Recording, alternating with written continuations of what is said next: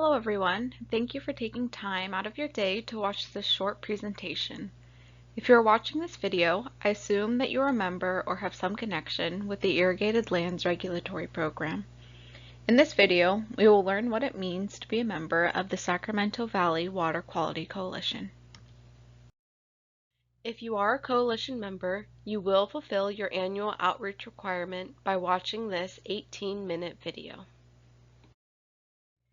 Here is an overview of the topics that we will be covering today.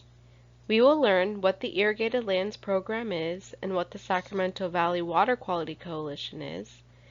We will briefly review who is required to be a member, and lastly, we will discuss what is required of members, including some reports that are brand new this year, and how the data you report is used.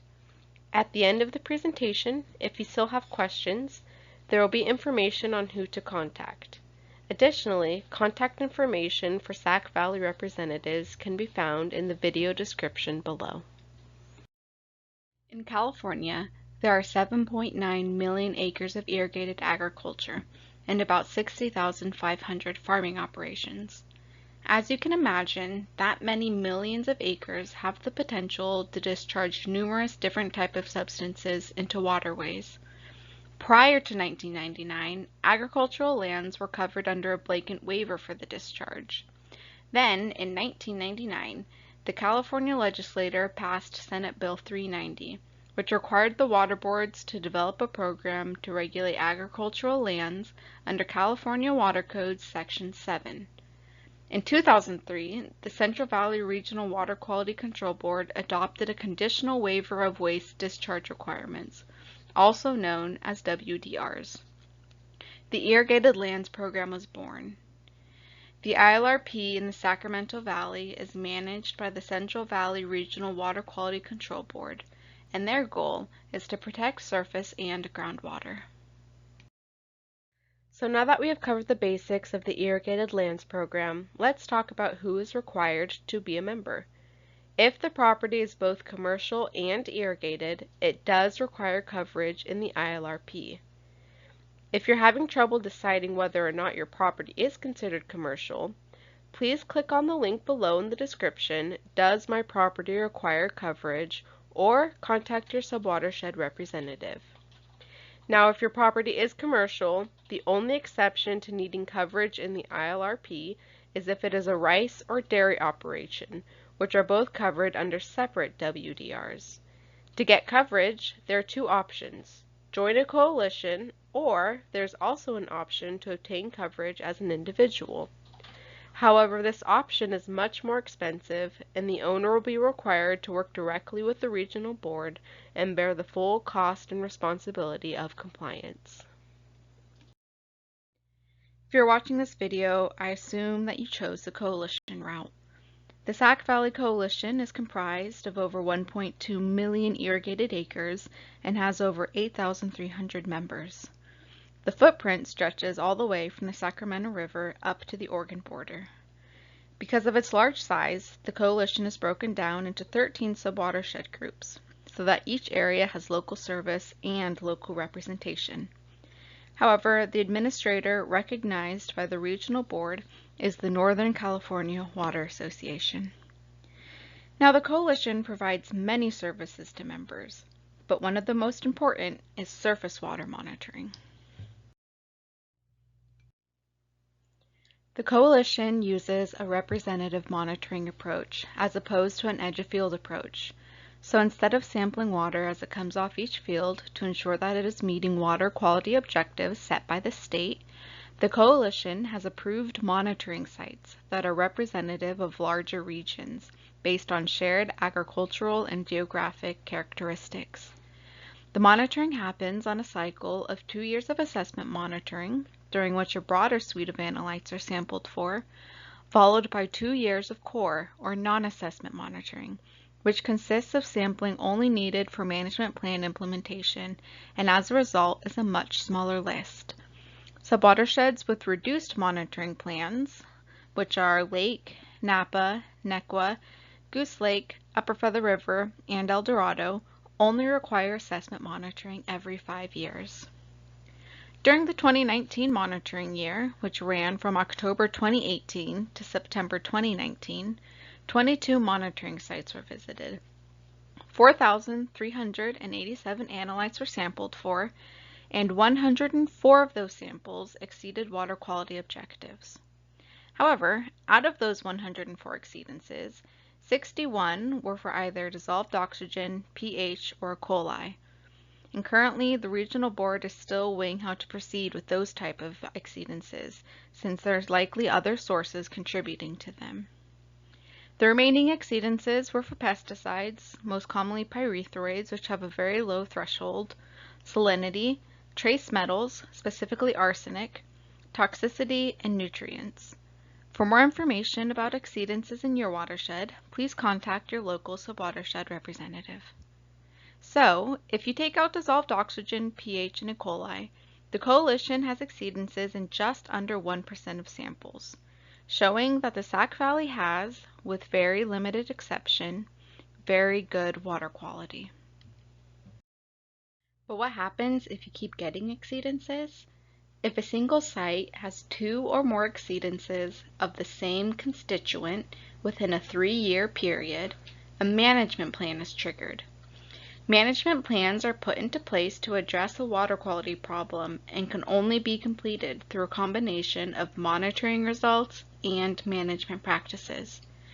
The coalition may submit a request to complete a management plan, or RTC, after 3 years of compliance, meaning no exceedances, and these 3 years of compliance can only be achieved through improved management practice implementation by members. In the graphic on the right, you can see the count of all required and completed management plans in the Sac-Valley since 2005. Green shows required and active management plans. As management plans are completed, they switch to blue. For example, in 2011, the coalition had 31 active management plans and 3 management plans which had been completed.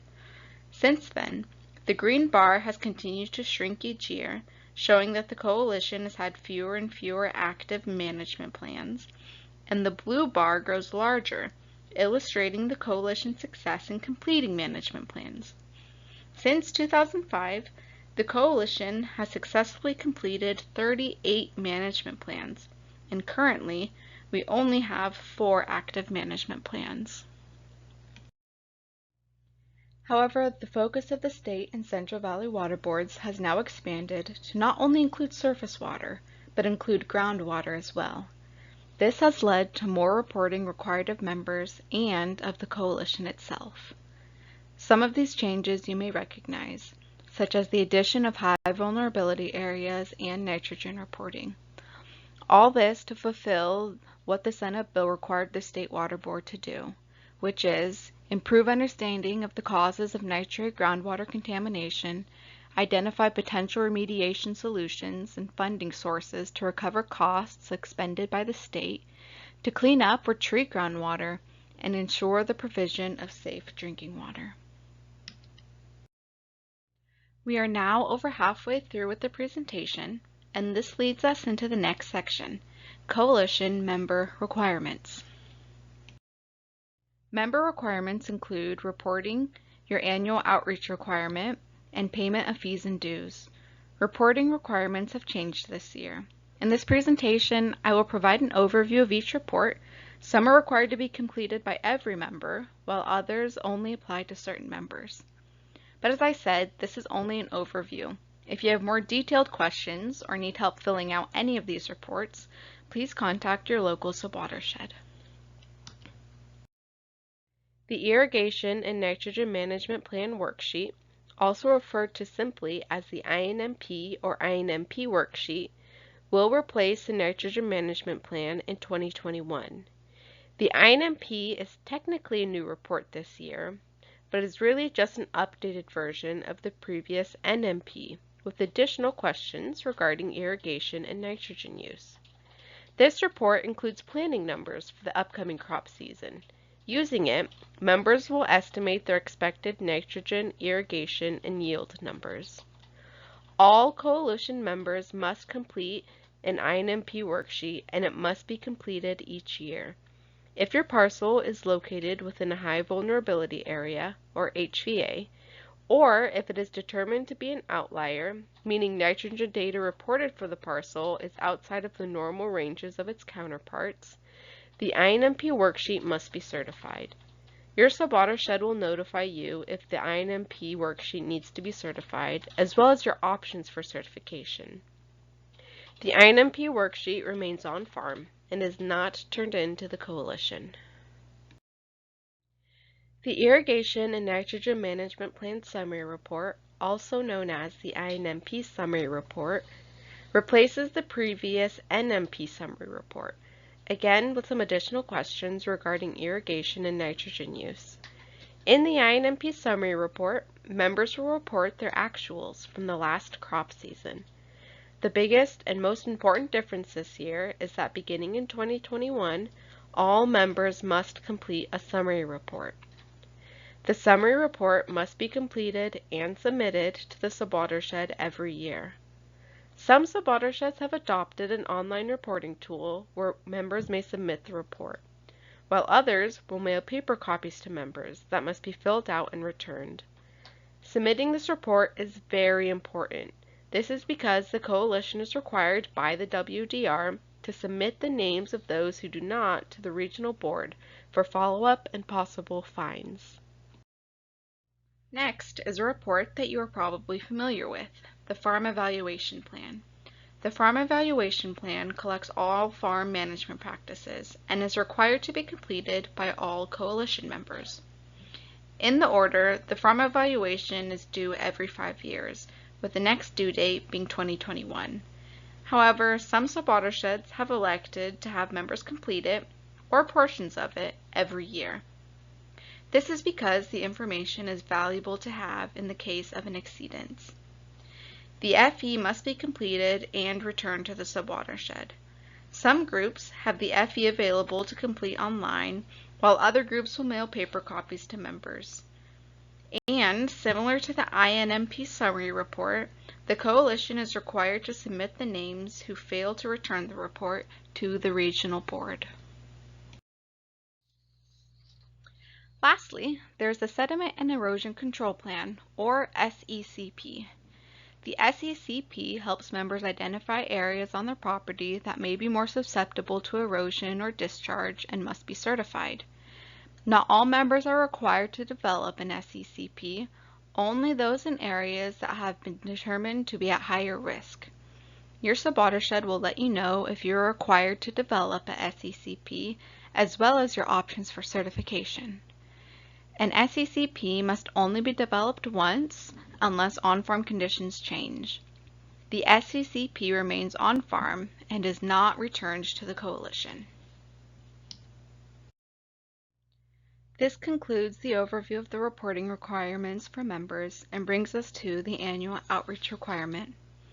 Members are required to participate in at least one outreach event each year. There are many different types of meetings and online presentations that would count for your outreach as long as water quality or the ILRP is spoken about. Members who have been determined as not fulfilling their outreach requirement are indicated on the coalition's annual participant list submittal, as required by the WDR. However, you need not worry this year, because by watching this video, your annual outreach requirement is fulfilled. And of course, to remain a member in good standing, members must pay their annual fees and dues. Billing cycles and membership fees and per acre fees are determined on a subwatershed by subwatershed basis based on a variety of factors, including but not limited to membership size, number of monitoring sites, groundwater susceptibility, and the existence of any management plans. Included in the per acre fees is the State Water Quality Oversight Fee, which is set by the state to fund the program. In 2021, the state water quality fee will be $1.12 per irrigated acre and 90 cents per acre for irrigated pasture. Now, members in areas with a management plan may have additional reporting or outreach requirements due to the management plan. You will be notified if you are in a management plan area and what those additional requirements are. Other member responsibilities include responding if needed to subwatershed communications in a timely manner and keeping contact information up to date. Another thing that I would like to mention is that occasionally regional board staff is required to conduct on-site inspection of member properties. These inspections are to ensure that members are in compliance and accurately reporting management practices. If your property is selected for an on-site inspection, don't worry. The Coalition will notify you, provide you with all the resources and assistance you need to prepare, and work with you to make it as easy as possible. Now you may ask, I'm reporting all this information in the INP Summary Report and the Farm Evaluation Plan. How is all that data being used? All member data regarding management practices or nitrogen use is reported to the Regional Board, but it is reported with an anonymous ID number or as an aggregate of all data received from a section, township, or county, depending on the report. No identifying member data is reported to the Regional Board. This is one of the many benefits of being a Coalition member. Additionally, member data is used as justification for the completion of management plans, to delineate the Sac-Valley from other Central Valley coalitions, and, most importantly, to demonstrate that Sac-Valley members are employing practices that are protective of surface water and groundwater. We're almost at the end here, and perhaps one of the most important things to remember is that the Coalition is not the regulatory agency, but exists to be the go-between between you, the landowner, grower, and member, and the regulatory agency, the water boards. Only in rare cases will the Regional Board contact Coalition members directly, or if the member has failed to submit a required report. In most cases, they will notify the Coalition first, who will then notify the member. The other important thing to remember is that the Coalition and subwatersheds are available and happy to answer any questions you may have, as well as help you meet all the requirements of the Irrigated Lands Program. All this with as little cost and burden to you as possible. Here you will find the list of links that are available in the description below that can direct you to your local subwatershed representative, the Coalition website, the Regional Board website, and the Sac-Valley WDR. Bruce Haldeschel is the Director of Water Quality for NAQUA and is always available to take your call or email. This concludes the presentation. Thank you so much for watching, and I hope you have a lovely rest of your day.